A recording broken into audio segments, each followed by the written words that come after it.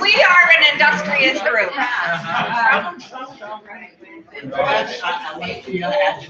Excuse me, Mimi.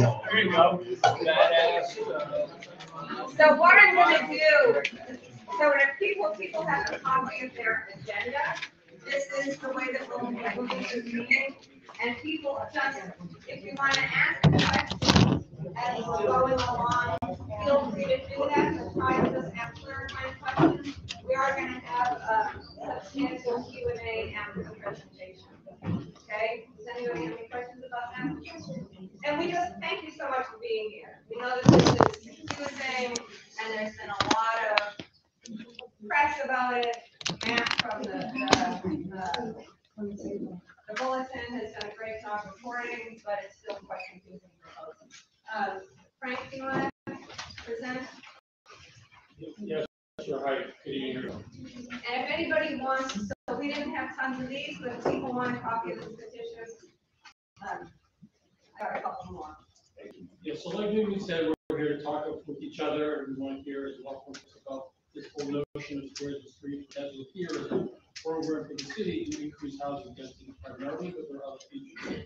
Basically, what the city has done, and right now, as you find out, this current zones, right, one building, two building, shopping center, high park. And what the city is proposed to do here in Riley Square for the first go round, and then some other parts of the city, is to change the zoning to allow basically greater density, higher and more units, right? So when the city approved what they did maybe about a month ago, it went to the planning department, and then the zoning commission, and then the mayor signed it. It was a menu of basically 6 potential new zones, right? New areas. And we said, hey, that's okay. That's an initial start. But that menu we thought was too narrow. There weren't enough things on the menu. So we added 2 more zones potentially. One is a lower density, closer to individual homes. So you all wouldn't be suddenly facing like a 14 unit smallest they had available. So we added 2 more zones on the menu. And we also added provisions for parking. But the city had its initial plan was that there was no parking limit.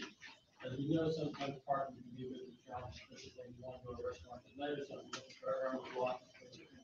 So we said, no, you can't just add buildings, you have to some parking. And we also added provisions for commercial uses, not just residential, so there's a mix of business opportunities for some. That's basically it. The city is taking that on board, we'll be considering it in about a month or 2. And we actually reached out to them today in a more formal way, and they responded and said, we'll get back to you, we've been out of town, and so there was a formal response today after we sent that email. Right, so Mimi's done an amazing job that stuff, one of the other people here. We really want to hear from you guys, and we'll get Q&A, and we'll use all this information to continue working to help see my part. Keep the good things and then improve where we need to. So that's kind of it. Any questions, let me know, but I think the main part is the mapping. And the citizens petition is also available online, so we can send all this stuff out after. Okay. Marlon, are you? Yeah, sort of. All right. Questions? Are you gonna do the first? I already did, so you're up. We're here. Hi, everyone. My name is Marlon Solomon. As you said, I'll be walking you through a presentation today of some of the work that we've been doing to interpret and to kind of fine tune exactly what the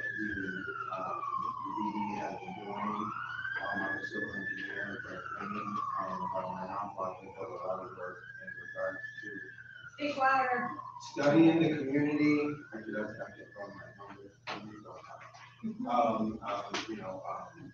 Working on development of our community in kind of the way that we feel, and interpreting a lot of, verbose, the big speak that, the complicated silos that PDPA usually speaks in. So we hope today with our presentation that you will be able to at least better understand what they're trying to do. And I would just say that, sorry.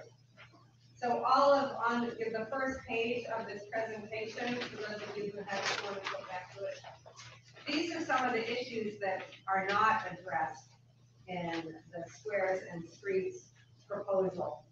So you'll see as we go along how many of these things that the city is saying are priorities are not really provided for in the language of what's called Article 26.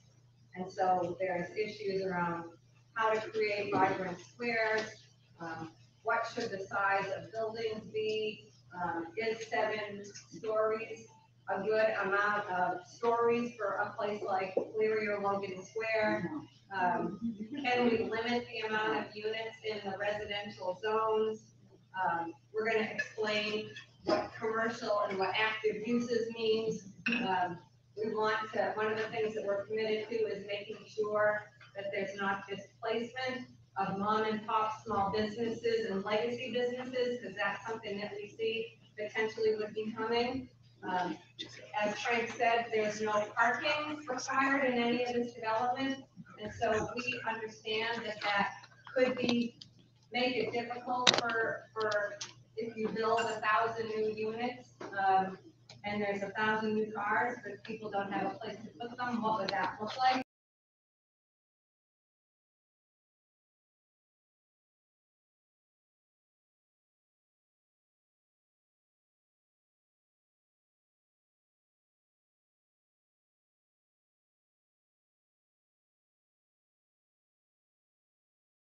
There's no additional subsidy, there's no additional language, or more than the current rate that the city requires.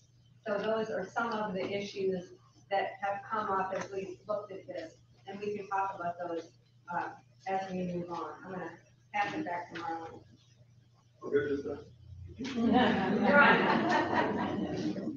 All right, so, yeah, she's gone over some of the main things, maintaining the vibrant squares, new zoning that does not mandate commercial, the new zoning does not mandate commercial space, as the buildings are 7 stories tall, so basically that means that if they are lower than 7 foot, they can choose to put commercial on the bottom floor or not. Right? They just make a decision, and there's nothing to hold them to maintaining, like this can happen right in Cleary Square. So all the buildings that you see like this, yes, all the rest of them, under this new zoning plan, they don't have to be there. Highlighting the historic buildings, we think that's very important to maintain the character of Hyde Park. Require the option of limiting buildings to 4 units of housing and residential, so basically they put some of the zoning that's actually no limit, they can put as many units, and there's possible there's no language to protect against that. Allowing commercial use in 4 or 5 story buildings that were set back, including off-street parking in buildings. Like for instance, Pride has, I think, like 5 spots, even though that 76 units. Somebody's calling. But yes, so obviously everywhere around here actually, right, should be affected, because if you go on the streets now, there's no parking. So, add 76 more to that equation. Preventing displacement of local business and renters. These new buildings, one of the misnomers is that, okay, we have affordable housing, but we all know it's at 17%.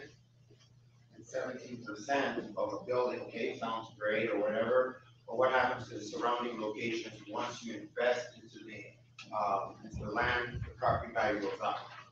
So therefore, you put a building there, you wait a few years, people are pushed out with higher rents.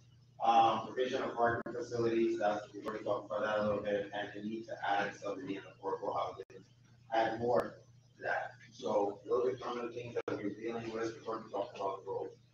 All right, so all this information from the Squares and Streets website, PPA, and some of the information that they've been handing to us.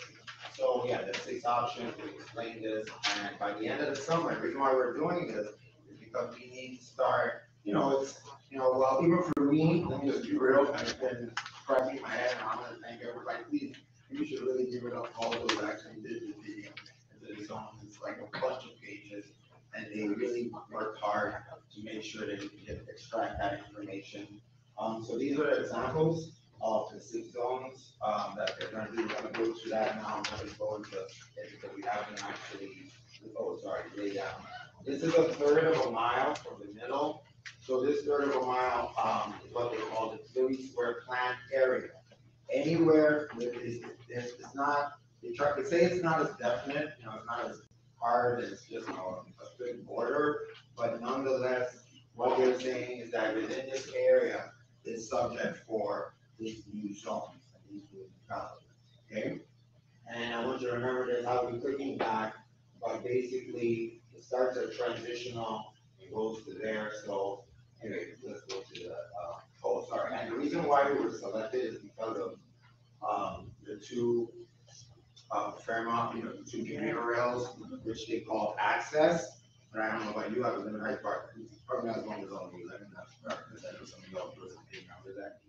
But, basically, this access is, I put an air quotes because it's not really like people are going to go to work. It's not the kind of access it provides. It's really good through there for neighborhoods, right? I've never seen a big line at any of those. That's not true. There are I've people never, I that said, go I've there. never seen a big line, anywhere. So anyway, so this is the project timeline. All right, so they have January, this is where we are now in May, and they're doing engagement to report out visioning sessions. I want to draft, by July, September, drafting the recommendations. So we need to be prepared and kind of like start getting all our minds around what it really means and what they're really proposing. So we're not putting ourselves behind the 8 ball and advocating for things that we actually do not want. So, sorry.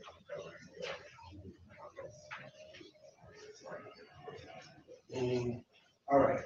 So the first level is which is transitioning the Philly Square Plan area to taller buildings, to the residential areas. It has no changes. So basically, when you go back to that circle, right? What they're saying is that, yeah, this is the main area. And in between here and here, all these places in here, you're going to transition. So look at it, think of it like a pyramid, right? Where the tallest are in the middle, and as you move towards here, it's kind of radiating down. Does that make sense? Yeah. Okay, so that's why they call it transitional. So transition from, taller not maybe the 7-story building that's here to the normal residential that's outside that we all know as Hyde Park now, all right? So that's what that transitional residential means. But even with inside the circle, there's a lot of small neighborhood streets with single-family homes. But what this means is that they could put next door to you a building that's 14 units and 4 floors high, and as of right, we have no say in it whatsoever. That is correct. Ken? Sorry, just want to make a correction. I thought we corrected this the other day. The uses, when we talk about commercial and active uses, commercial uses are not necessarily the uses that we're all that interested in. It's what they call active uses. So under the SL, conditional of commercial uses are forbidden except for very limited. And so the active uses are, for the most part, limited. There are some conditional uses. So we could talk about allowed, conditional, and forbidden uses later. That was just. So we did correct it, and I put it on the one. Yeah, so everybody who has the handout has the correct one. This is actually an outdated one that you. Sorry about that. No, But you know what, just. no, I'll go for it. I just wanted to make sure that, yeah. Sorry about that, Yeah, everybody. so this, we did correct it, but this is called active uses. So basically, active uses are not, can you explain it, like all the Look at different that, kind that's right there. You define. Alright, so, I'm just gonna read a list here. Okay. So when we talk about active uses, there is in squares and streets in the upper Can you numbers. introduce yourself, I'm please? sorry, I'm Ken Fields, I live in Hyde Park. In the upper levels, there are certain active uses required on the ground floor on main streets. We don't get to realize that till we're at 7 stories, which is one of the issues we have here. Forget your concept of commercial use versus active use. Active use is what we want. I'm gonna read you what active uses are right now. Active uses are community centers, grocery stores. They break that into large and small. Entertainment events, they break that into extra small, small, medium, large, and extra large. Makerspace, which is artisans and people that create things. Museums, restaurants, they break that into small and large. Retail cannabis establishments, retail stores. Retail stores are broken into small, medium, and large, and extra large. Indoor recreation service establishments, which are also broken into small and large, and social clubs. These are active uses which we would want on our commercial streets. We want to have storefronts. We want to have people coming in being able to buy things on the ground floor of our uses. And we would argue in some places on the second floor even, which is either conditional or not allowed under this current zoning. Did I cover everything you needed? Yeah. I think one addition, so I think you're phrasing it incorrectly, that retailers or that active use is only required for 7-story buildings. That's not actually what it says. It says it's required for S3 and S4, where the maximum height is 7 stories. So you could have a 5-story building in the S3 or S4 that is required, or a 4-story or 2-story building that is required to have active space in the front floor.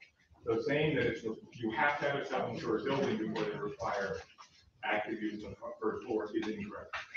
But what's active use? So I just read the active uses. Clarification on the gentleman, he's correct that if you are in an S3 zone, you're not required to build 7 stories, but nobody's gonna redevelop a parcel and only do 4 stories. He's correct that if it's in an S4, 5, 6, you would be required to have the active use no matter how tall your building is on those main streets.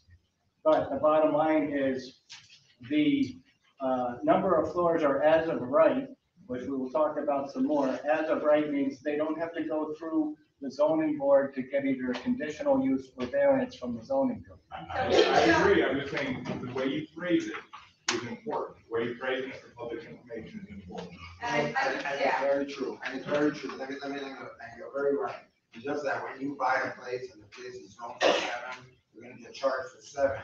So if I'm buying a place, I'm gonna buy it. what do you mean I'm by not- it? When Let's you're say I'm buying buying You're buying a piece of property, right? That property is gonna be in one of these zones. And if you're buying a property, the person that's selling it knows that you can go 7 floors. They're not gonna charge you an amount for 2 floors, you can go for 7 floors. So while he's technically right, and that is very true, you don't, it's a maximum up to, I think we did put that in there. Yeah. 4 floors maximum, right? So it's true, you can go up to 4 floors. But that would be, it would not be it's not regular practice in the real world, because when I buy a place, I'm buying how high I can go on it, And because I think that the issue here is what happens when the community engages in this process and whether or not everybody in this room and everybody in Hyde Park, if we're willing to work with the BPDA and demand what they've said that they are willing to do, which is a community consensus. And so if people want to see 7 stories, then that would be something that they would argue for. If they don't want to see 7 stories, then that would be something that they would argue against. I mean, I think part of the challenge is we just don't know what's And I'm going not to saying that happen. 1 7 stories, I'm just, like, to me, it's, okay, here's my background, my history in this neighborhood is there's a lot of people who automatically say no to everything. And you can use language to rile people up. And so I'm particularly sensitive to that. And I just want to make sure that when we're communicating that to the community about what this is saying, we're being accurate. I absolutely understand that the reality may be different, but when you're saying you have to have 7 stories in order Yeah, to no, require, you don't. that's, No, that's. that sort of gets. Yeah, Well, no, I mean, the I think hair on the that, back of my neck. yeah, I mean, the distinction is, it's not complicated, but you don't know how it's gonna come out in the wash, right? We don't know what the developers are gonna do. Yep. I guess we can, some of us assume, and maybe this is right and maybe it's wrong, that if the maximum allows for 7 stories, they'll probably build 7 stories. There's a good Because chance. there's more economies of scale, you can put in more units, it costs less. But there's also a matter of how much property can they buy? Right. What's the Well, that's footprint, right. We No, get, that's right. right, if the footprint's only No, 4,000, that's right. right, so. Yeah. Supposedly, we have a say in defining where the zones. Yeah. Yes, Yeah. yeah, so a lot of this stuff is speculation, we're just really trying to let people know the depth and the breadth of it, because it's not, none of it is set in stone yet. This is, like we had said earlier, it's a floating zoning code, it needs to be mapped. And so that right now it exists, it's been passed by the city council, not by the BPDA board and the zoning commission, it's been signed by Mayor Wu, but it just exists in the zoning code. The process is that there needs to be a community mapping process where the zones will be put into particular areas in that circle that we showed. Can I just make a comment here? So when this process began back in January, we did meet with the mayor on the 29th of January. And Speak up, yeah, so I represented the community report at that meeting, asking her a question or making a statement to say, first off, and I don't think we made this statement, we're not opposed to density Right. of housing in Hyde Park. The city has a major crisis. I think we all know it, and it's a fact that we do not have enough housing. They've identified our community because of what Marlon said about the train stations and wanting transit-oriented placement, that Hyde Park is right for this development and that we have capacity for more density. We have said we're not opposed to that, but what we are opposed to is that we are feeling like through that zoning that we kind of lost, that we're giving up certain rights that we have today, and that we're ceding them, and we're not even sure which rights we're giving up. So, and the mayor was sitting in the front row, and she looked at me and she nodded. So we asked for this process to be done at speed of trust, quote unquote. And so that's what we're looking for the city to do, speed of trust with this neighborhood, one of the first in all of the city of Boston to go through it. But in this example, for example, if you have a house that's in one of these side streets that's being transition residential, so as Marlon pointed out, all those areas in that 1/3 mile that aren't highlighted in orange, if you have a house there and they deem it S0, that means right now, if somebody builds a house next to you, you're in a butter, there's a process of hearings and everything else, and you have input. If this gets approved the way it's written now, they can build up to 14 units of housing, 4,000 square feet, okay? And you don't have a say. And my friend Dana is right. We don't want to use language that's going to incite a riot here, but we do want to get stuff out that says, you folks need to come back to these meetings once the city comes here, because this is real. And we have, this community, amongst others, 50 years ago, fought the Southwest Corridor, I-95 build out, that the same organization thought that was going to be really good for all of us. And this community, amongst others, fought it.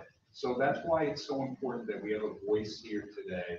And along the way, the city is looking at us, they see what we're doing, and I think that they're saying, they're gonna be a little bit conciliatory, as long as we participate, and we're gonna say, we're listening, we're watching, and we're not going to accept everything that's being given to us. Sorry, anyway, I had to say it. Thank you. Does anybody have any questions while we, How do they decide if a house goes up for sale and somebody buys it, is that when they can?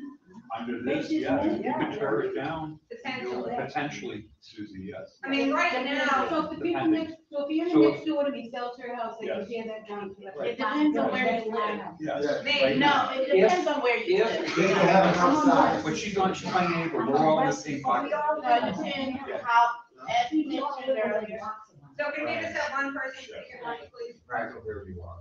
As Marlon mentioned earlier with that transition zoning, as I mentioned, it depends on where you live. So if you're like right near the commercial properties, you would be more likely to have that happen. If you're somewhere along this line, no. But we're all But we neighbors, don't know. we're all affected, we're in. She's next to the You're park. right in the zone. Yeah, we're in the Yeah, zone. Brian is my bad, yeah. Yeah, we're right, we're all, several of Yeah. my neighbors are here. We're- Many of us are in the, Yeah. in that plot. We know that already. So this is the zoning that actually probably most of you will probably be more concerned with because this is what's gonna happen. Potentially, Potentially. potentially. Well, we have to map it and where we map it, it might happen. So, this is what potentially could happen in a community, well, on your street. Right, and like the gentleman said, it depends on whether they can buy big enough property to go high enough. That's really the thing. It's a little complicated, we don't wanna go into all the details here, but yes, they buy 2 or 3 plots and, beside each other, they can go to the top of that limit. And then, so one of the things that the citizens petition, that some of you had, and I didn't make it a copy, and I'm really sorry about that, but we can also send it out, is that what we're trying to say is that there should be an alternative in the menu of all of the zones that allows for only building up to 4 units in one of the transitional zones. So for those of us who live on Dell Ave or West or Central, which many of us here do, that in those neighborhood, on those streets, instead of going for 14 units as of right, it could potentially be only 4. So that was part of what we have in the citizens petition. Mimi, is there a height limitation to these buildings at all? There are, and we have them, Yeah, some but of even them, in the event, if it's 4, even next to my house, I got a house that was illegally built next to my house. I can shake hands with the neighbor next door. well, that's the thing, right? I mean, the That never should have been done, challenge but is, somewhere along. lucky for you, your house is not in the footprint. It stops right at It West Street. stops right there, well, it doesn't make any difference to me, I'm still concerned. No, of course, I'm joking, I'm joking.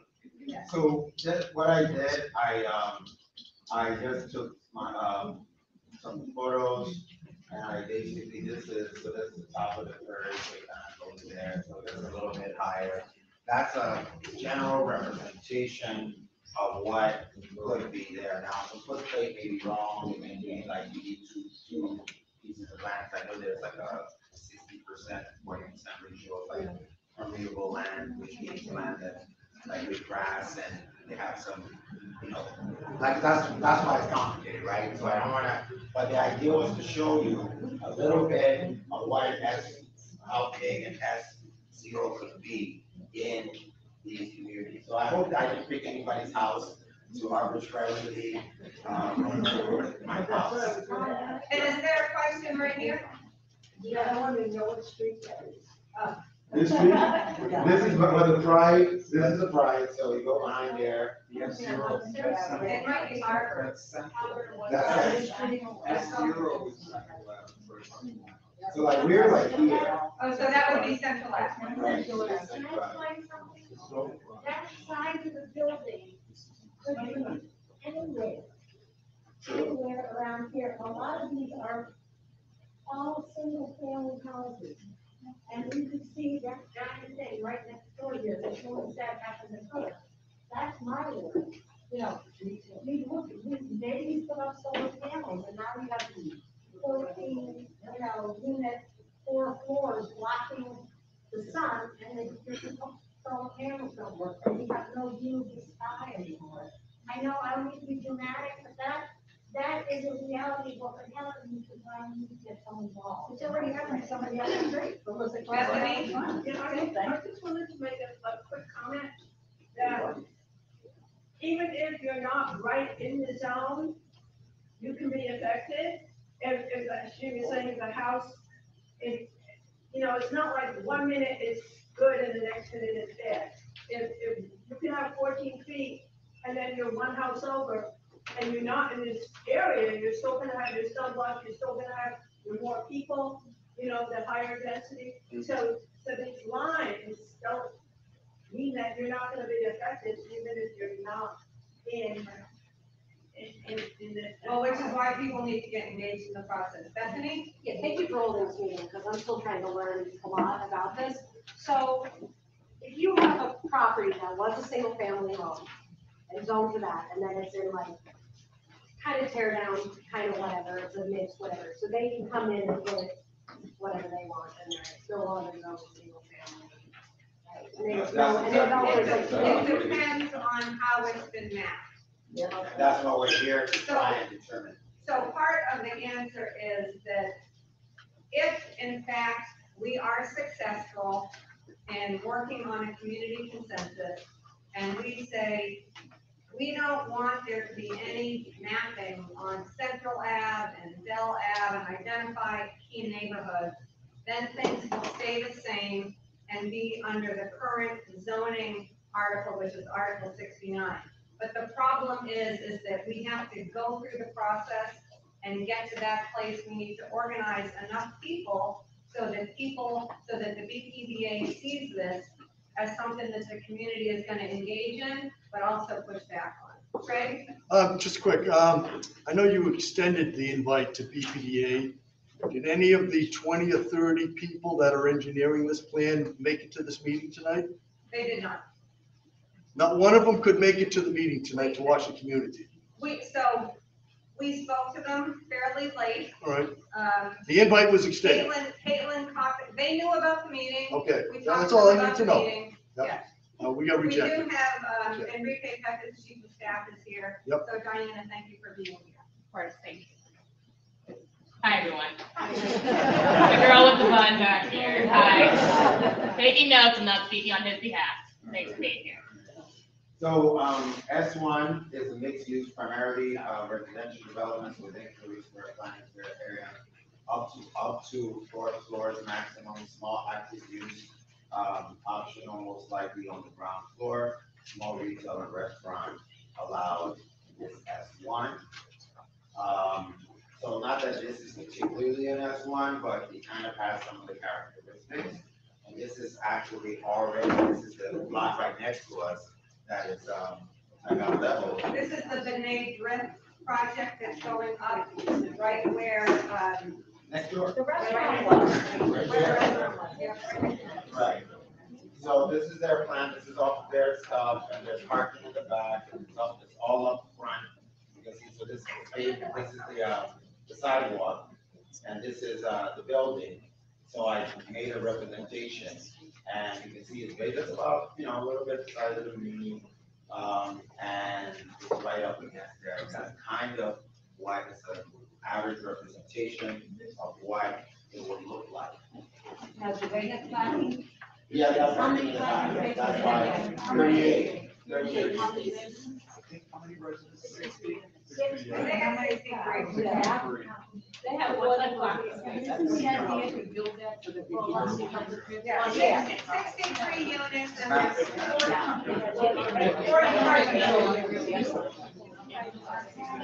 Yeah, it's 55 plus. So, Is that an example of an as of right?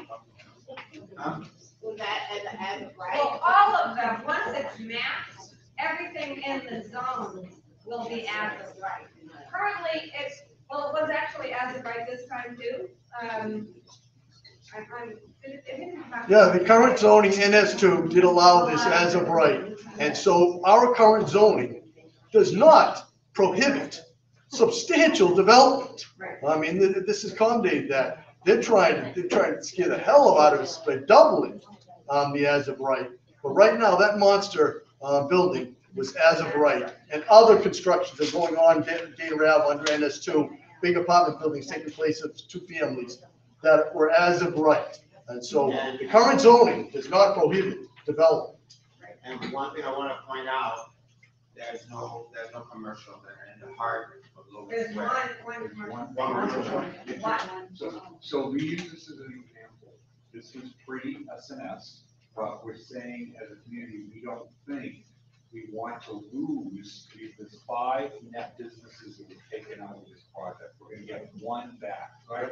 We lost 5, we're gonna lose 4. And this is in the very heart of our business district. So we're saying, yes, we need housing, but we don't want it at the expense of our businesses in the heart of our business. That's right. All right, thank you. So the next one is S2, up to 5 floors maximum, limited, commercial option on the ground floor. Retail and restaurant allowed, requirements for outdoor amenities. They have, with this one, they have a little bit more, space for, like, for this green space, because, not much, but at least a little bit, and that's a footprint. And it's called mixed use Main Street, so this is most likely what will be on the main street as its name. So what I did, this area is, and it's kind of bigger, so I had to use it more. I did use some of the footplate to try to analyze it. So this is where, like, this is at, the corner store that's here, and then La Delicia, so that's the parking lot of, Bank of America, so it takes up all those 3 spaces. And it is basically, at least that is, it may not be maybe like a little smaller in the back or something, but the height is what I was really going for with this, just to show you how big it can be. That's not the current one, that's not what's going in now, that's. Yeah, nothing's going in, nothing, that's just an example. Yeah, sorry, yeah, this is, the other one was a real example because we actually had a real example. The other ones, I just kind of, I said, hey, what are the spaces that they're asking for as far as space? And what is a similar space, Google Maps, and you want to do it? And this, you say, okay, well, this is, if I had this property, I could build something along the lines of that. Like I said, BPDA could really come in, and I want to say this was done with, minimum resources. This is just, I guess, within resources allowed for my community. What I'm trying to say is that BPDA can give us more detailed, representation of what this could look like. And we asked for it, and what they gave us were these, very blurry, buildings that I blew them up, and that's what they have. So anyway, now we're going to S3. So now this is where you get into where you have to have commercial space. Before this, all these other ones, you didn't have to have commercial space. This one you do. So that's why it's active use mandate on the ground floor on selected streets. And it's, like I said, it's pretty big. S4 is a bigger version of S3, basically 7 floors, active use mandate on the ground floor. The main difference is that instead of 20,000 square foot building footplate, we have 25, so that's a little bigger. So I made some representations, and I used that beautiful building on the phone there. And then I used the space that got burned down, and the post office area right here. And just put them side by side, so they're the same size, but just one is a little larger than the rest. Like I said, just really to show you size, that's the thing I think about, it's the footplate and all that requires BPDA to do a lot of technical work and whatnot. It's not required what we're trying to achieve. And those were the 3 spaces that the last example was on this space. We were not really looking at. Question just for reference, what's the lot size for this neighborhood?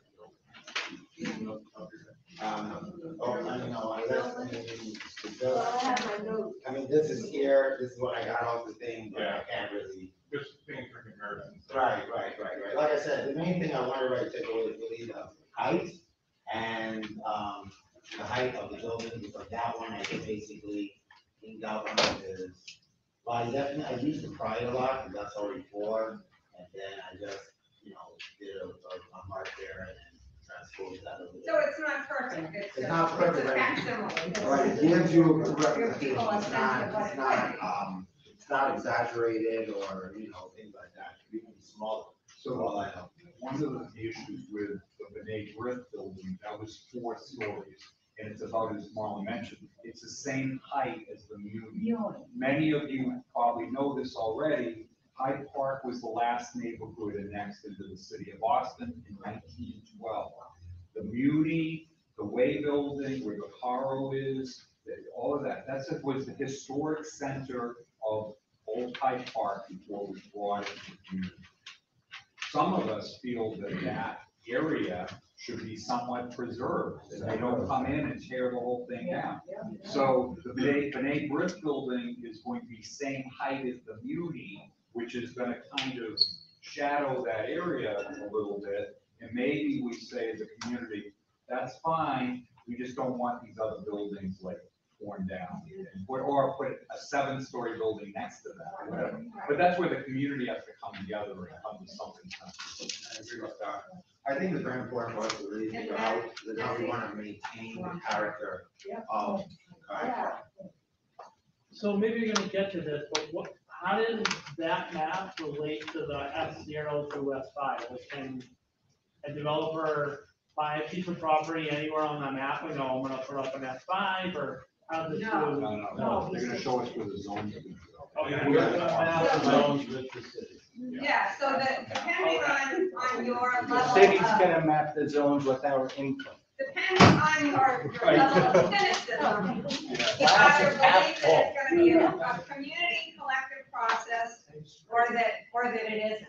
And so what the community and your neighbors are saying is that it needs to be a collective process. There needs to be a community consensus, and we need to agree with the BPDA around where the zones go, so that people feel comfortable around where development is. Some people in the Hyde Park Neighborhood Association believe there shouldn't be any mapping at all, and that we should just maintain what there is now. And some of us say, oh, well, you know, density is not such a bad thing, and maybe there should be some of this mapping, but that will be hopefully a dynamic situation where you in this room and BPDA come to some kind of consensus. Right. So, the last one, is S5. Now, there was actually no, on the document, there was actually no stated amount of floors that were, that was stated. But they did give us 145-foot maximum height. So I now did the math, and it's approximately 12 floors. All right, and it can be less than that because it depends on whether the ground floor in most commercial buildings is higher than has a higher ceiling height than the above ones, right? You go into a place, usually because, if you have a restaurant, you need more, things to move out the gas, or maybe you want to put furnaces or whatever in there. So it does require sometimes a little bit more than a residential location. So it could be 11, but the maximum is that I just did was 12. So I just want to be very clear on that. They use the picture of the bowling building in Roxbury. So they kind of give themselves away there. But and the maximum maximum is 25 square foot.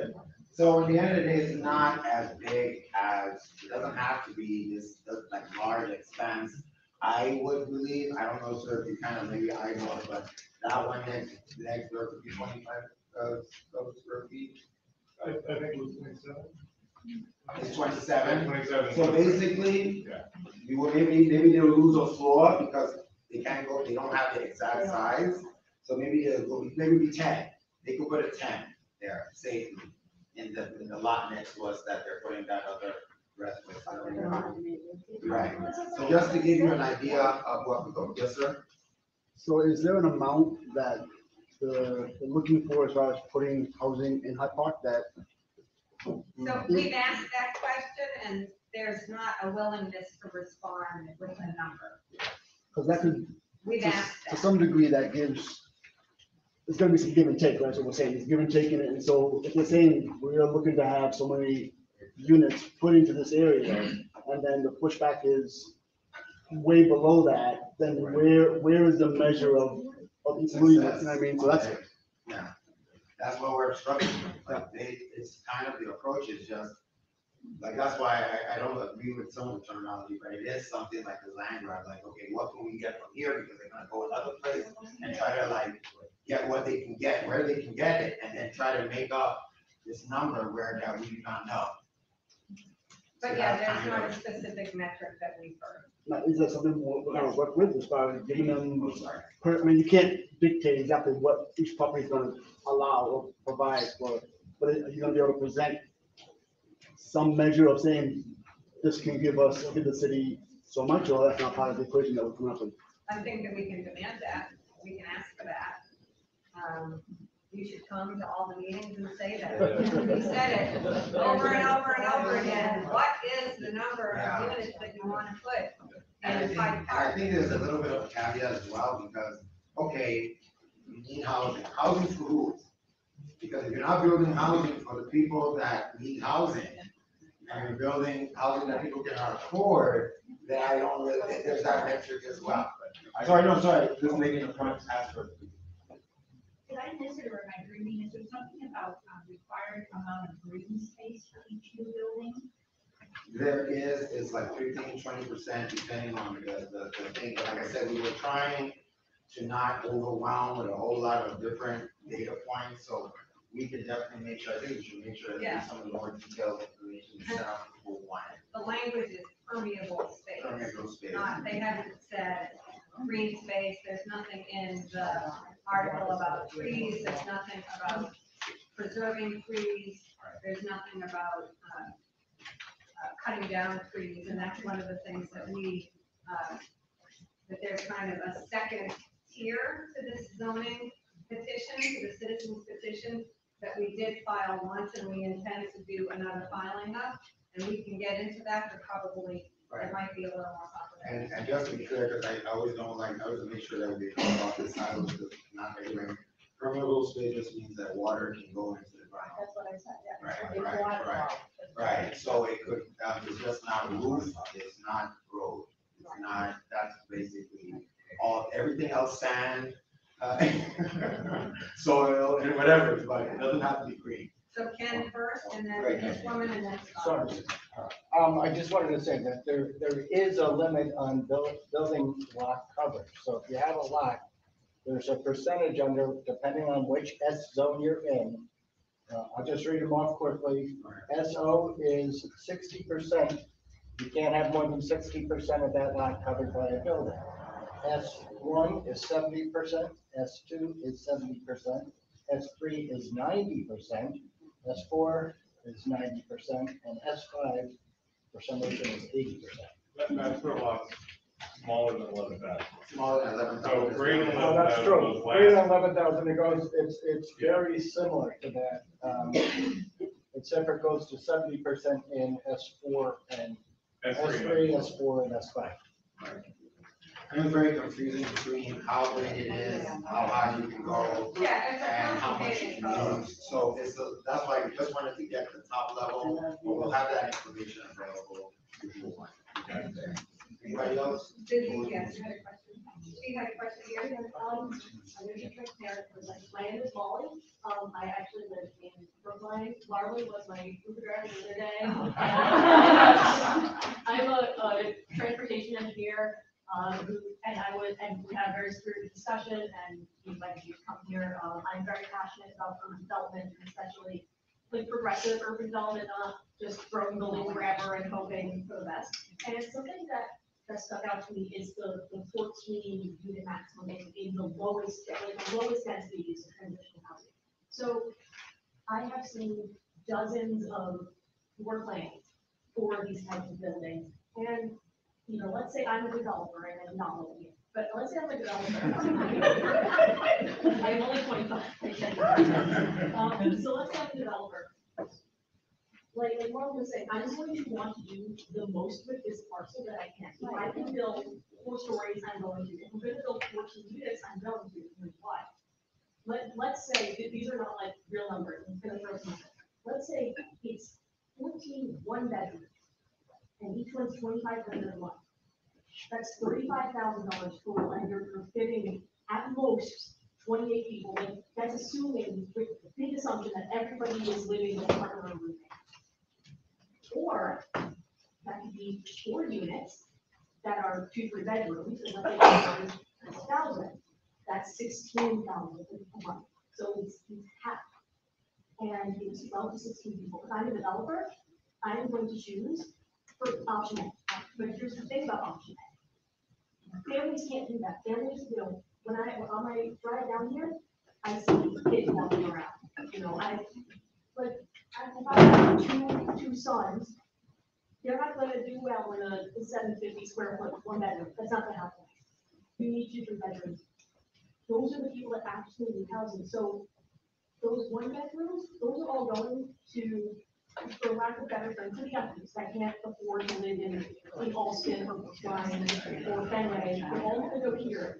And the businesses that are gonna go in those commercial and active spaces are kind of for them.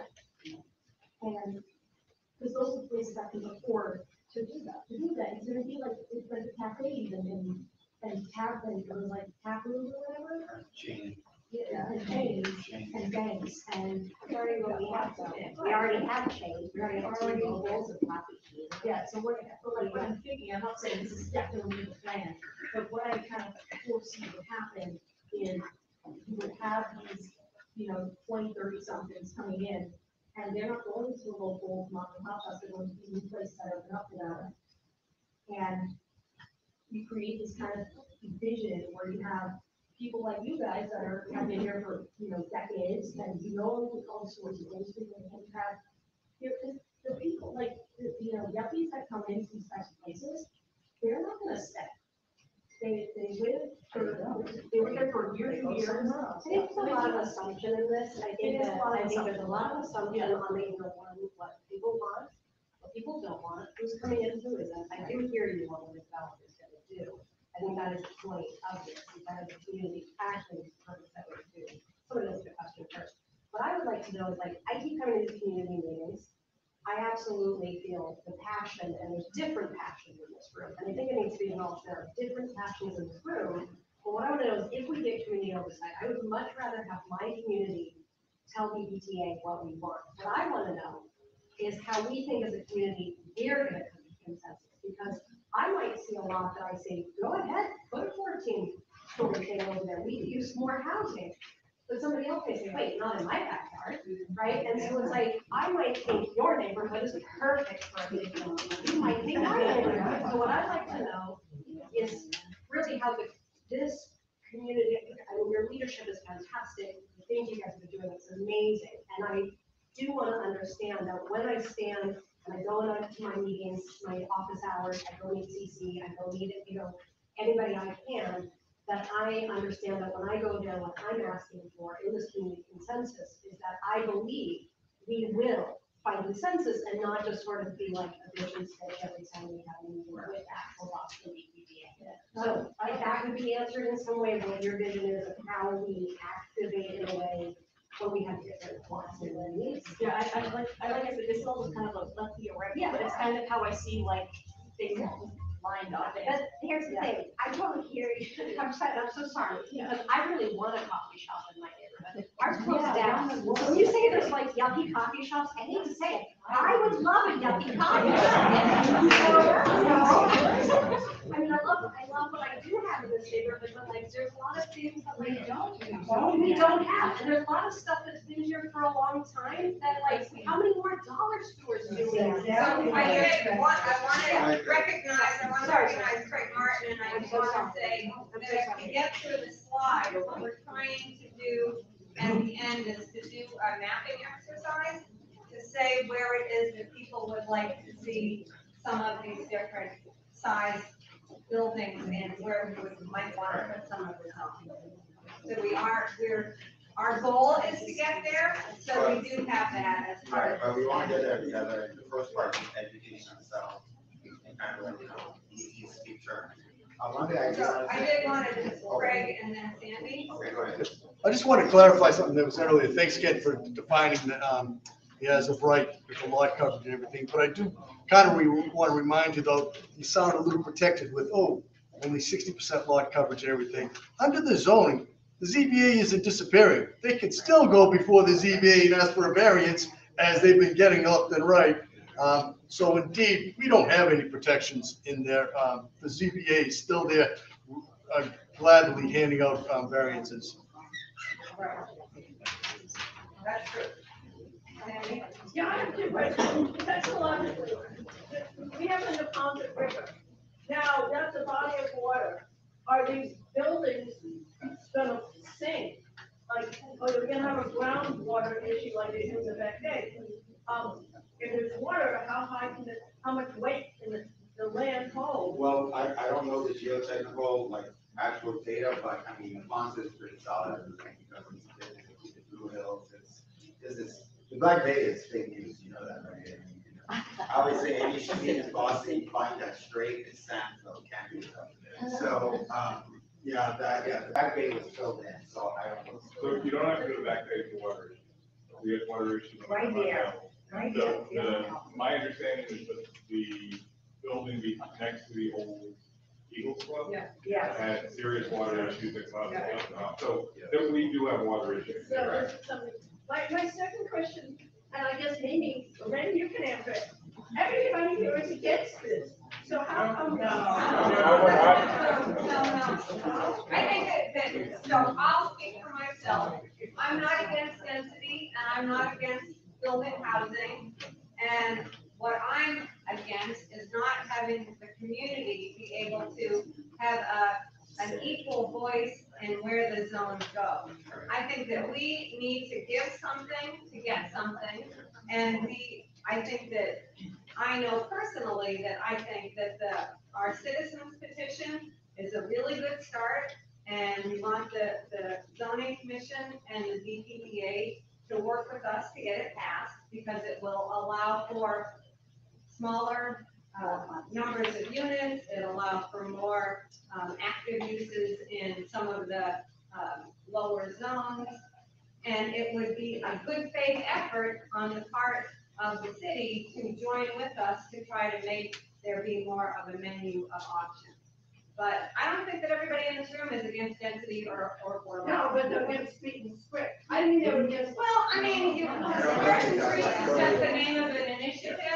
The outcome is what happens with the matching of Article 26. Okay, let's get some more questions, please. Jackie? Jackie. Oh, Mickey and then Jackie. I think it's important for us to recognize, what's happening in the city, what's happening in this country. You know, there's definitely a need for housing. There's a need for affordable housing. We know in Boston, the prices have gone way up. And people are more homelessness has occurred. So we do want some development. Many of us, it sounds like, do. Yet, I think one of the things that we haven't recognized is that there may be some factors that we're not putting into play, such as, and maybe we could encourage these types of things, like community development corporations, instead of just thinking big, corporations that don't care about our community, Right. thinking about people who do. Right. And the kind of development that they may choose to do. So that it's not necessarily just some big, bad, ugly, whatever thing that's gonna take place. It's something that is intentional, it's been, exposed to different corporations and different development groups, so that people can come in here and do their job, and for our community as neighbors, that we can still have a community. My name is Jacqueline Jones, and I'm a community member. I love the idea of squares and streets, but for me, I see it as an initiative that would help us redevelop our community, work on the businesses that are already here, really give consideration to all of the development that is already going on in the Hyde Park, Cleary Square area. There are a lot of buildings that are going up, 200 and some odd units there, to 100 and some odd units there, right on Hyde Park Ave. 17%, I don't know the number of those who go to moderate income housing. If we really want housing, 17% out of the 270 something units, really? We have buildings, it's not like not in my neighborhood, we really already have a lot of buildings already going up in this community. How many of them, there should be more of those apartments that are low to moderate, 17% is nothing. Density, we don't want density. I don't want to be this heat zone created. I don't want to be suffocated in my neighborhood. These kids in these 1, 2, 3 bedroom apartments with this much space behind the different. This is not what we want for our children. We want play a backyard for our children. We can't just keep building these things and putting them up. How people get single family homes? I moved out of an apartment building, I bought a single family home because you asked me to live with adults. I pretend that I'm one, I'm not really. But I did it anyway. I did it anyway. Don't then change my neighborhood and suffocate in my neighborhood and tell me you're doing this for everybody else's benefit. You're not. Can I say something on that line? Can I say something on that line? Because I work for a company that's huge buildings. That's what they do. And I agree with you, but part of this, in that case, unfortunately, is seen by the federal, it's filled up by the federal government as to what they find it to. And that creates problems. I'm in full agreement with you, but I'm telling you, that's the way it is, unfortunately, and I don't know what to do to learn that. Wonderful. You know, they build these, what about these 200 and some odd units, and a lot of them remain empty. Because people can't really afford them. Right. That's right. Because the rents are really, really high. And the rents don't go down, they keep going up. And so who's affording them? Yeah, we need more affordable housing. We really need more affordable housing. I just wanted to, I just want to go back to one thing, which is the citizens petition talking about streets, squares and streets and being for or against it. Our citizens petition, you guys correct me if I'm wrong, it basically took what was proposed, Article 26, and it tweaked 4 or 5 elements that dealt with things like making sure we had adequate parking to deal with this development. Nobody's throwing the number out at us officially, but we have heard the number 1,000 units of housing, maybe a little bit more than that, we don't know. But again, parking was an issue, being able to have development on the first floor, making sure that our retail element of our business district was protected, having businesses on the second floor, which, as you know, in Cleary Square, we got a 120-year history of 4 different pinpoint buildings where we have had businesses on the second floor. Making sure, we haven't really talked about this, displacement. Our business owners in Hyde Park are largely first-generation Americans that own those businesses. They will be the ones that will be displaced. When you build the bigger buildings, that means big retail. We're not bringing in mom and pops if we're building big buildings.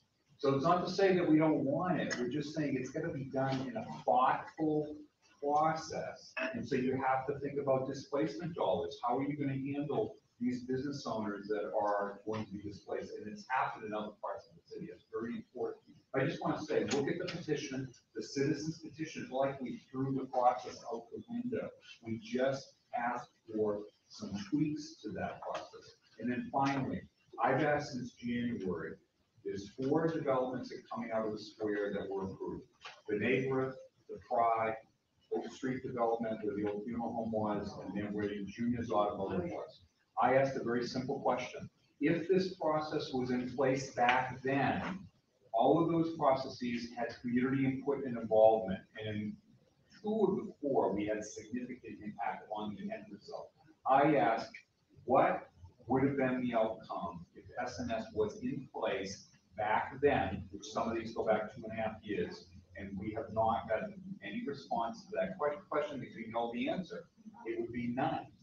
That we would not have had input in those processes. So we're concerned about, making sure that that the city is working with us in good faith. But the more we know what we want, like everybody says, some people want this, some people want that. That's what this is all about. So when we do mapping, we can say, these are the buildings. If we're gonna take big buildings, we want them over here, not there. We'd like to see these kind of businesses here in our community. So I just want to say that, but right now, part of the problem is the information we're getting back has not been very helpful. I would say that, for me, I'm not against squares and streets, I'm just, the process is not very inclusive in the way that it operated, and I just see the tailwinds. Construction is a 50-year, 100-year endeavor. There's a building right across the street from my road, it's very small, it's 1924 on it. I was like going by and go, 100 years old, that's birthday. And when those people built that building, nobody thought 100 years from now that next to it would be this big thing. And so when you look at, construction and how development works, it really is like a flowing river. And if you allow the river to flow in that direction, it will go there. And where it's going is that I'm very big for, like we said, community development. That's what my reviews are really interested in. It's like redlining and urban renewal and classic African American communities. And I'm telling you, this community has probably one of the closest in Boston that has upper class, middle class, and lower class people of color. That's very rare. And I say that again. You have an opportunity to grow a cultural hub where everybody is represented. And those corporations, you just say bye-bye to places like Delicias and this, Las Vegas and all the beautiful Randy Vacaros and, well, Vacaro probably make it. But Joe, what I'm trying to say is that, they're like, we can provide inroads for community, for people who are first generation Americans to lay a foundation and then have, and lead the community. That's what's really, say to me, what's going on? You can't have a community with only people that are on the unfortunate. You can't have that. You can't have growth out of that. You need to have everybody in that same community. But then the growth, we have an opportunity. To talk on your point, these are the public parking spaces in Hyde Park. Right? The center. Right? So all this, and we already got the pride dropping another 76. We got, this guy is gonna have 38. I believe every person has, I don't know the data on this really, like the data for, like how many people have, how many cars an average person has. Right? I bet you, I don't care if it's 60 something. They might have 60 something, they might have 5 cars. Good investment, but the idea is, this is not enough parking. I'm very for, me, if you ask me, I would think that to be a real parking complex, because there's no way you can feed this area. Because there's no way you can feed this big area with all these buildings, with this, look at it. You guys know them, right? So this is very important. And then I like the access. I really dig into that. I'm more into let's increase the access. Fuck, people come. People go to Mattapan from here. I take driving on Uber, they do it on it. Why? Because they live on this side, they want to go to the RN. They don't want to go to the Bureau, because the Bureau comes, once an hour. They say we change this one to one every 30 minutes. So, great. But who knows that? They advertising that? Right. So that's that part. So I just want to be very clear that we have an opportunity to go to this place and have everybody feel welcome. And we're actually very special. And I'm going through a little reason why. And I would just say one thing. One of the things that the city has talked about is putting housing in the municipal lot across the street from Ron. And so that should be one of the things that people continue to. Where? Yeah. Yeah, because they don't own much land in Hyde Park, but they do own that.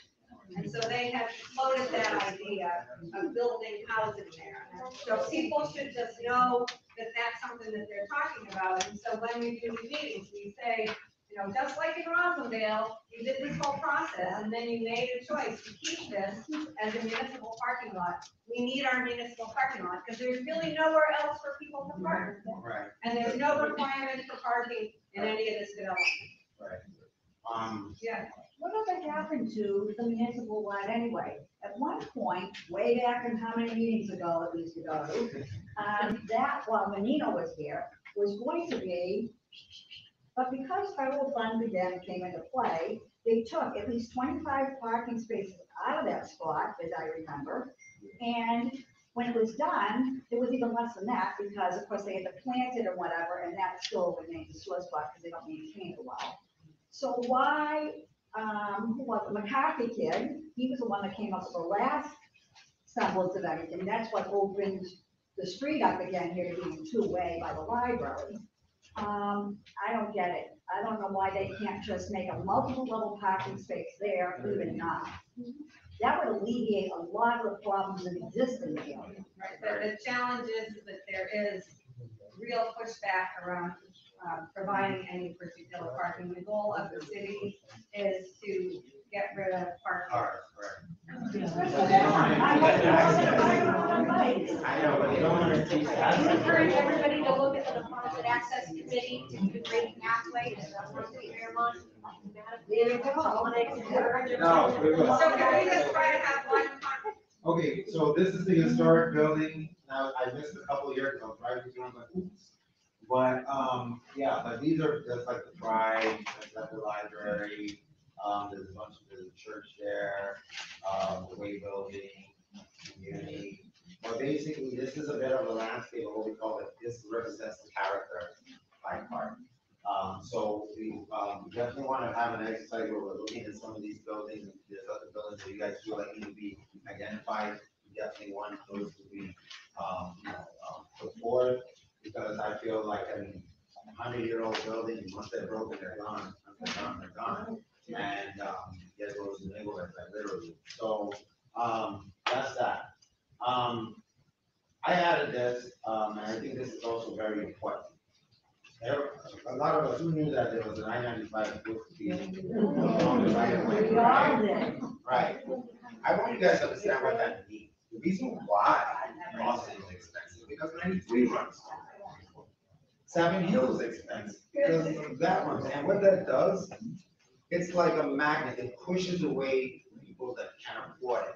So you put it through all the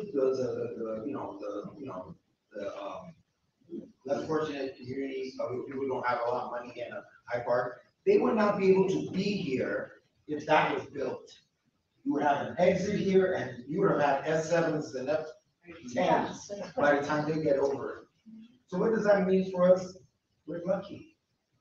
We're preserved. We didn't get destroyed by urban renewal in the 60s.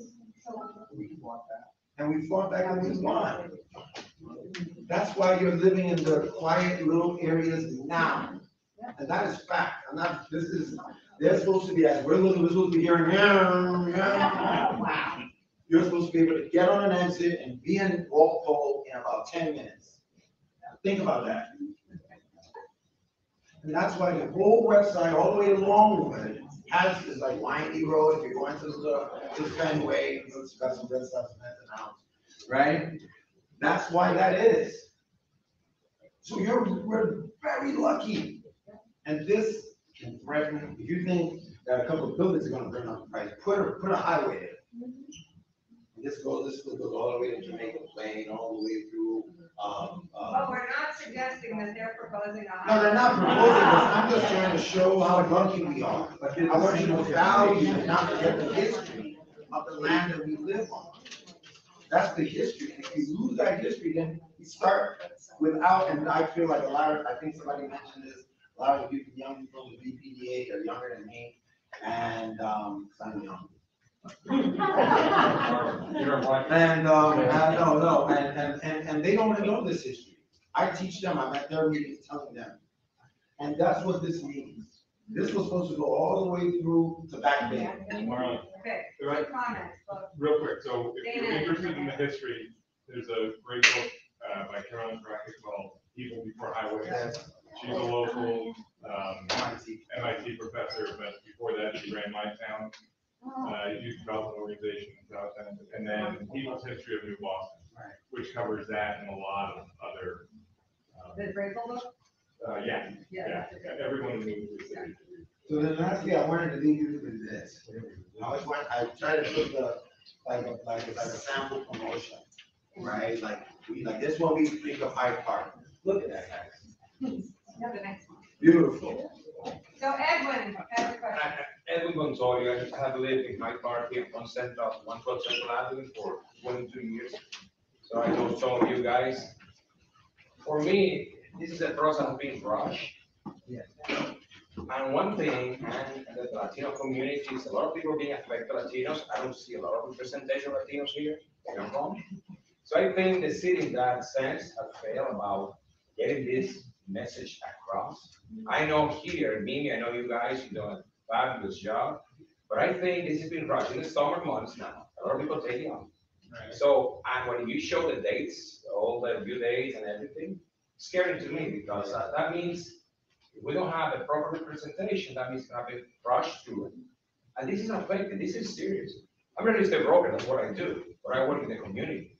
And I believe in, yes, development, density with some control, but the way I'm looking at this, I mean, displacement dollars, I mean, for people, business that are gonna be displaced, I haven't heard anything about it. Right. So this is something very serious that I think we need to have a very aggressive plan, strategy, because we need to get the word out and get more people involved, Latinos, everybody who is gonna be affected, because maybe this is, it's serious, I mean. Get his name and number. Yeah, This is bad. Believe me, I believe in, community prospering, but this is something that, I've been here just thinking, trying to digest what you say. Right.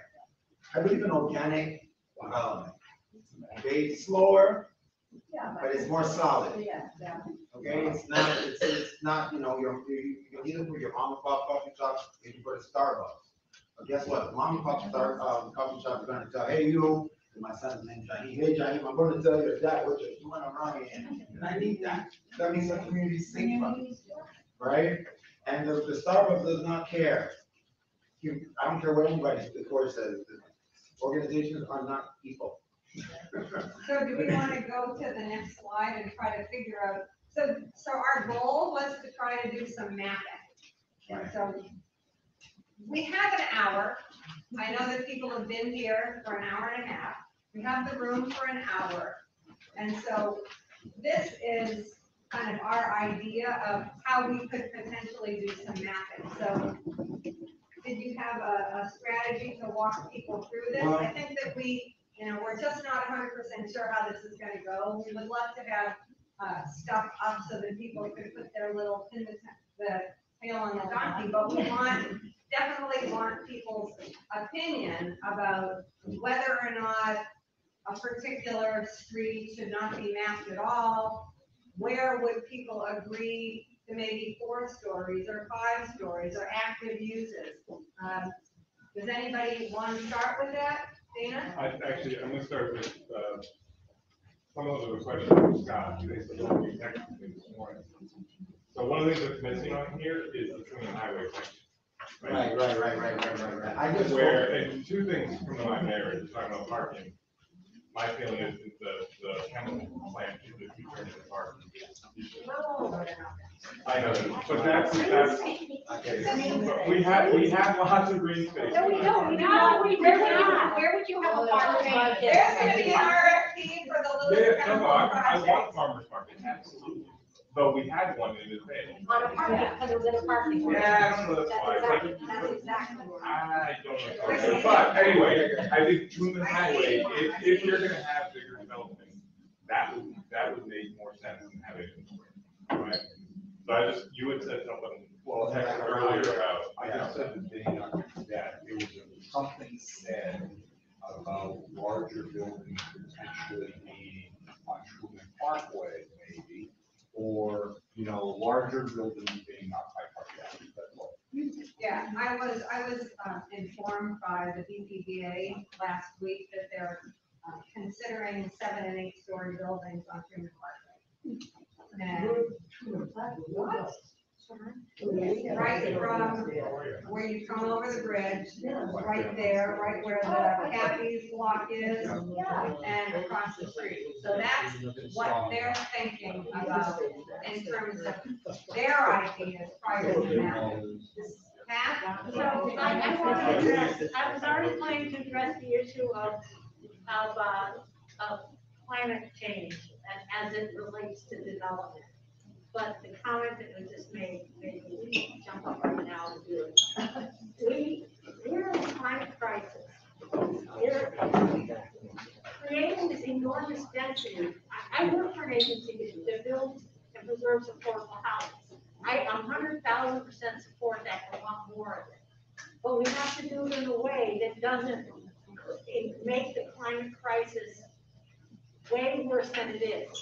And when people say Hyde Park already has enough tree canopy, Hyde Park is losing tree canopy faster than any neighborhood in the city. I can say we have enough, I think we have a lot. We We have a lot more than most neighborhoods. We do, we do it faster than I totally agree. I love it. That's one of the reasons I live So whatever gets built has to be built in such a way that protects us from climate change, instead of exacerbating the effects of climate change.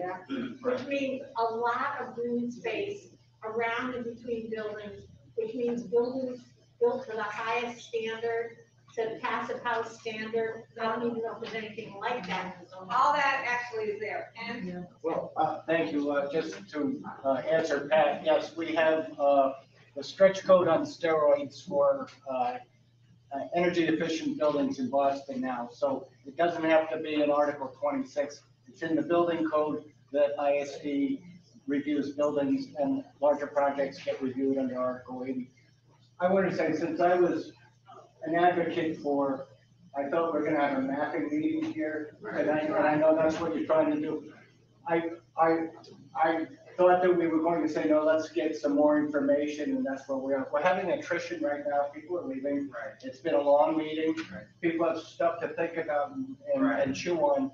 I think we should think about the mapping and come back again and start to focus on the mapping. And that one, we can just focus on that and not. Right, this was a lot, and I'm just saying, if we keep going into the night, we're gonna be here with like 4 people drawing maps. And we represent the community. if you want the material sent to you, make sure that you sign in and make sure we have your email address. I'm not suggesting we should end this meeting right now, but it is true that people are leaving. Can people just talk a little bit about your ideas for tall buildings? Where it is that you might suggest it would make sense to put them? If you have any thoughts on that at all? In the back, then, Yeah, I had a question. Kathy and then Bethany. So, hi, everyone, my name's Eddie, lived on Fairmount Hill for the last 22 years. I had a question about how malleable these zones are, because when you went through the slides talking about the restrictions for the various zones, a lot of them have a lot of different categories, but I feel like for something like Logan Square, mixing and matching different things would be good. Also, a comment was made, I think, by the woman over here about how corporations don't really care about what they do to the surrounding area, which is why I think you should probably think about a Hyde Park land trust group or something like that. That way we can build buildings that are in the style of our historical buildings around there, so we don't have those modern minimalist buildings right next to it. But we can still have buildings that look like old Hyde Park that are dense. If you look at old pictures of Logan Square and Cleary Square, they built those to be dense. They built those all starting at 2, but then there are 3-story buildings. So I think if we can customize our zones, we can have more density where it should be dense, which is in our town squares, and then we can push out. So I think I was a little worried about the map exercise because, I would for example, I wouldn't be opposed to, for example, a 4-story building in Logan Square off the view. But, I wouldn't mind that having a significant amount of like units, for example, but that wouldn't be S, like 2 or 3. I don't know if you guys are picking up what I'm putting down. But I just feel like I feel like we could customize these zoning areas. And I think that mapping right now is not super efficient and that we should. Our petition started to do that, we added additional zones for the additional map and to make it customizable for 30 square. That was part of our petition, and it's not been accepted or proposed yet by the city. But it's in the works, and it's the same idea as what you're saying. So we're trying to do that.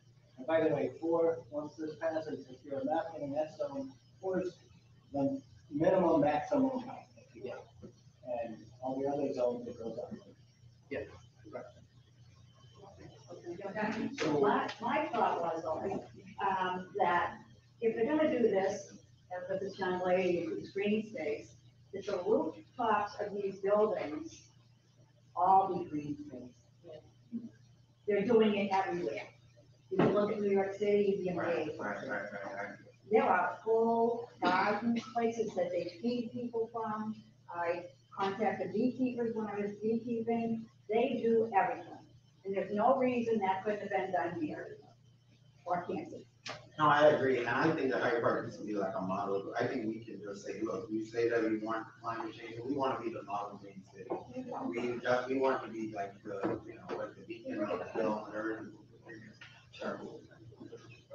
But like, so that's what like, this is a green city. This is not, like, it doesn't mean it, I just put something there. Right. Yeah. But the idea is that, look, we got the Blue Hills, in fact, that's why the highway was stopped, was because of, well, partially, because of the greenery that was around here. So if we can adopt that and have some of your ideas, especially with the land trust, only thing, the land trust, we only got like a few months to stop. So that's why it's kind of like we don't have the time. So I part of us is trying to, like, put a knocking down your roads, but it's just, we're kind of feeling like the special, I guess all of you coming out with me as sort of I think there are certain areas that are natural for density, and the 691 Truman Parkway, which is across the street from where the coffee shop that was. Coffee shop, yeah. Oh, Domino's, the Domino's building? Yeah. So like it's a chain, right? Oh, yeah, there. And, there's a really good example, I think, in Roslindale, the paint shop. In Roslindale, that they built residential. Right. Yeah, three stories. Good example. And there's also an option where, there's also an option where I think, like, you can save the front facades of buildings and build up, the back of them so that you can still maintain the thing. But I do like what you're saying, like, why don't we get actual, like, 5 stories that look like, oh yeah, like, some of that belongs here, rather than have some arbitrary idea come up. Very good, thank you. Well, on that Roslindale, the reason is because Roslindale didn't used to be that high. It got arson through the 70s, the 80s, right? So a lot of these buildings were already tall. And then we're like, don't build anything tall. I was like, they were tall, but so I was on the map. I am for tall buildings along Hyde Park Avenue on the other side where it's just kind of a mishmash of auto zones and 7-Eleven or whatever. I don't want to feel like doing much. I like the idea of that entire place south of River and Hyde Park Ave, that's like nothing but industrial, that's already starting to become gyms. Okay. So that's where I would like to see. Further on Shaw's and all that. I'm fine with anything on the right side of Hyde Park Ave. Go ahead and do that. Another thing I want to say about the parking is that I just think we need to push for a lot of access, because the idea is that if they want to make it green, if we want to be a green city, then we want people to get in and out without using their cars. So if you have to rely on a 30-minute commuter rail, then that's not gonna do it. There used to be a trolley all the way down here, I'm sorry, I'm so sorry. I knew he is. She's young. So jealous. If I can jump on this, I do, again, there is a proposal and a vision, and I do think that Squares and Streets is the time to do this. And the Deposit Access Committee has been working from Doyle, There's Doyle Park, they did 15 to 20 years of activism to build that park. Now, coming down this way from Urban Wild, which is on this, I already talked to people from this whole thing too. There, I brought maps actually. If people could push for a green pathway that would run along the Ponce River, and if we include that as part of this development, because I agree, if you're not gonna have parking lots, then build this bike path. I did hear we're getting a bus lane that's gonna run on Hyde Park Avenue of Forest Hills. I'm very excited about that. It worked in Rockledale. I think it's gonna work here. But again, if I could encourage everybody, if you're meeting with anybody from the Square Street, I brought maps. You can take a look at, there's a vision for a green pathway to run up to the front, connects to Mattapan, connects us to Lower Mills, and all of that. Anyway, so I just want to say green spaces. And to the point of you saying there's a lot of green spaces, we are 1.5 miles from Blue Hills. It would take you 45 minutes by public transportation to get to Blue Hills. Wow. That we have green spaces, none of them are connected. You Right. cannot take your kid on a bike and Right. get from one part to the other in this area. So So you actually, I'll just do one thing, you have to cross the road, but you can get from the Ponce Valley Parkway all the way to Hope John Hall Park on the trail. on the trip, but you cannot get to the Blue Hills. You can't get to Blue Oh, Hills. yes, no, you do have to, and they've been talking about an extension. That's right. Okay. So in all of So this, actually, it you is- actually can if you walk, if you go down Burma Road. Right, but they're- From the they're bottom of on. Brush Hill, Yep. you can get back, there's a trail that brings you back to the community. Public transportation would take you over. I'm all for it, I love that. All right. I'm gonna try to, does anybody, so Nikki, you can go, but I think that if people have any ideas on the mapping, we probably want to wrap up and say that there's been a suggestion for people to, we'll send out all the materials, we'll take a look at them. We'll send out the dates for all of the events that are coming up, that the BPDA is doing. And it seems like there's an appetite for doing a more formal mapping conversation, maybe in July. July or August. We know that the BPDA is going to propose mapping either at the end of August, before Labor Day or after Labor Day. So I suggested to them they wait until after Labor Day. There was some tussle there, so we'll see.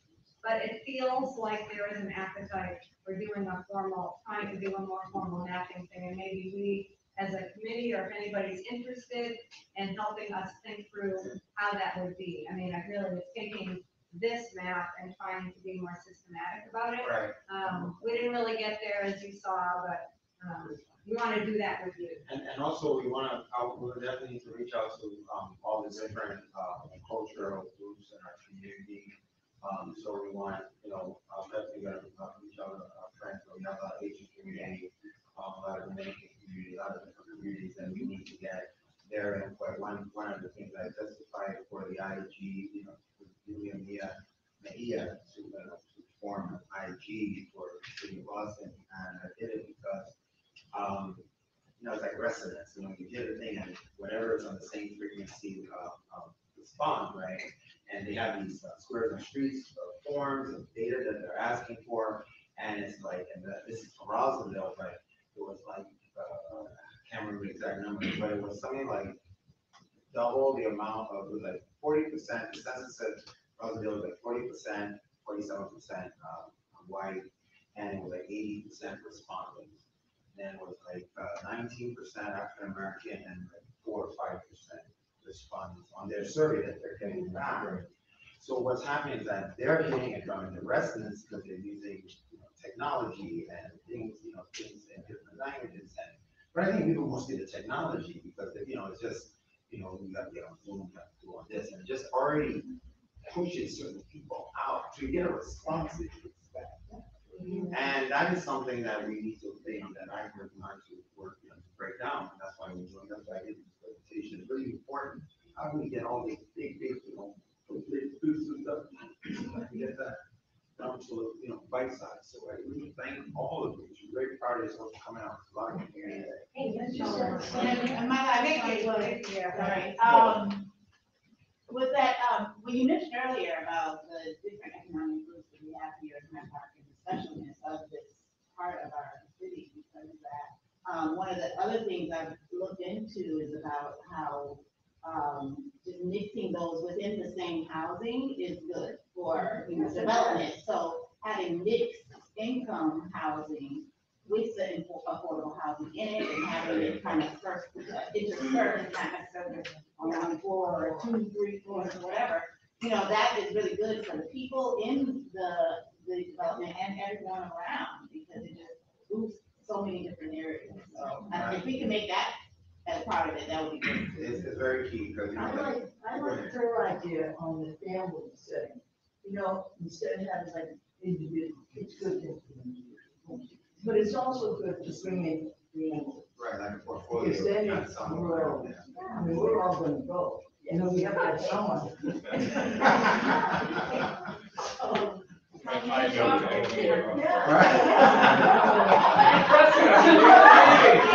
Hey, we all gotta go. Our kids are moving out instead of moving in. Because they can't afford it. So thank you everyone for coming out. So I have to say, before we wrap up, we will be sending all this stuff out, especially, some of you got the citizens petition, some of you did not. But we will be asking for people to engage with that, to be sending emails to the VPDA and to the zoning commission and to, Elected officials. elected officials, and I know that Councilor Pepin is interested and is willing to entertain supporting the citizens petition. So sending him emails saying that this is super important to provide a menu of options for people. So we will be in touch with you, and we will provide another opportunity to do that. And feel free to send emails to people through the Hyde Park Neighborhood Association. Get the word out. HydeParkNeighbors@gmail.com, and to the stuff that we send you. We're definitely want you to engage with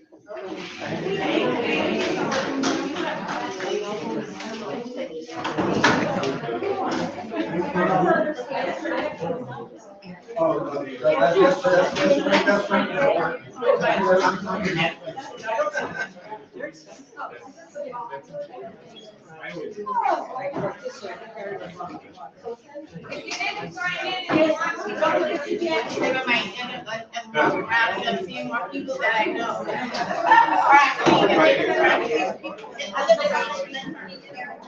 27 I know. What's your name?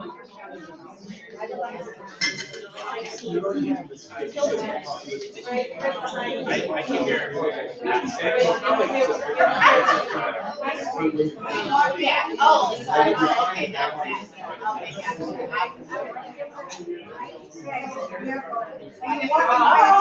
oh, is that her? I actually was walking on your street not so ago. I saw your car. I can see, yeah.